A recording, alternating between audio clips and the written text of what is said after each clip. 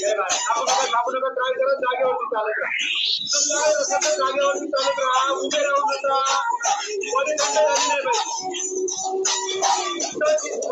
सीधा उठाना है,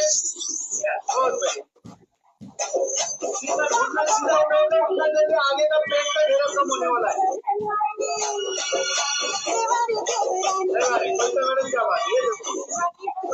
अरे वाह वाह क्या बात, मैडम तुम्ही सरळ रेषेत गुडघावर उभा वाकू नका, उठा मॅडम,